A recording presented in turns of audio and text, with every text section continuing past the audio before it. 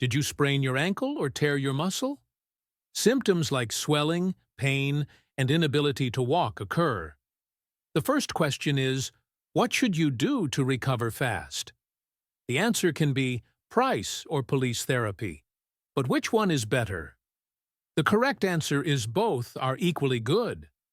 Price therapy implies protection, rest, ice, compression, and elevation, while on the other side, police therapy implies protection, optimal loading, ice, compression, and elevation.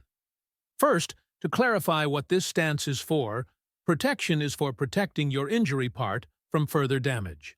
Rest the injured part of the body and allowing it to recover. When we speak about ice, you can use it from 2 to 5 times a day.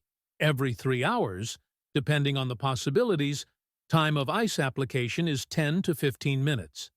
Compression is significant for preventing larger swellings and enabling quick implementation of exercise. Elevation implies raising the injured part above the level of the heart. When lying on the couch, put a giant pillow under the injured part of the body. Or when you are at work, put the leg up on the chair. It will not be above the level of the heart, but you will prevent greater swelling.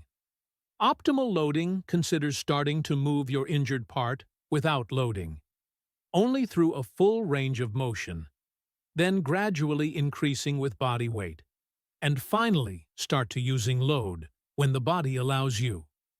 The next question is when to use it. When we speak about price therapy, you have to carry it out during the acute phase, which means in the first 48 to 72 hours, or a few days more, depending on the severity of the injury.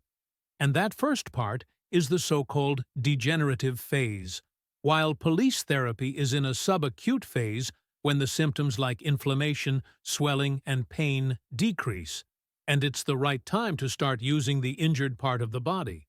Use the adaptation response of the body and load gradually.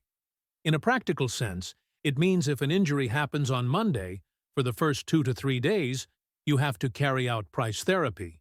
And then from day 4, in our case Friday, start to move injured part until pain-free or with little discomfort, and every day go more until full range of motion, with increasing the time of moving and range of motion.